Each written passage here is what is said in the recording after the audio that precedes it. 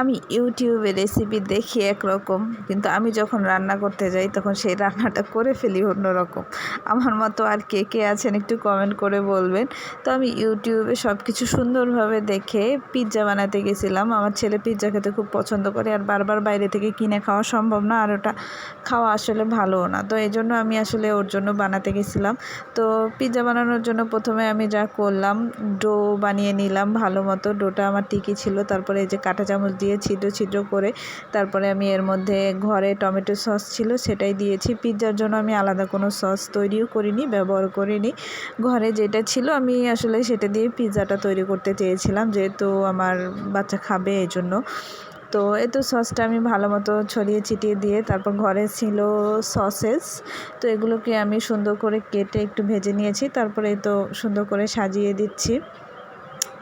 তো এই পর্যন্ত সব কিছু ঠিকই আছে। তারপরে ক্যাপসিকাম ছিল, আমি ক্যাপসিকামগুলো দিয়ে দিচ্ছি সুন্দর করে সাজিয়ে। তারপরে পেঁয়াজ দিব।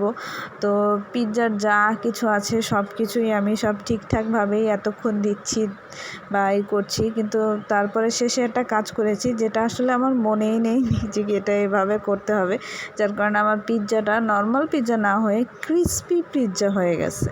তো এটা খেতে কিন্তু খারাপ লাগেনি, খেতে ভালো লাগছে। ইউটিউব দেখে একটু উল্টাপাল্টা কাজ করে রান্না করেছি, তাতেও খেতে খারাপ হয়নি, একটা অন্যরকম টেস্ট হয়েছে। তো এরপর আমি দিয়ে দিলাম চিজ, গ্রেট করে চিজ দেওয়ার পরে তারপর দিলাম অরিগ্যানো।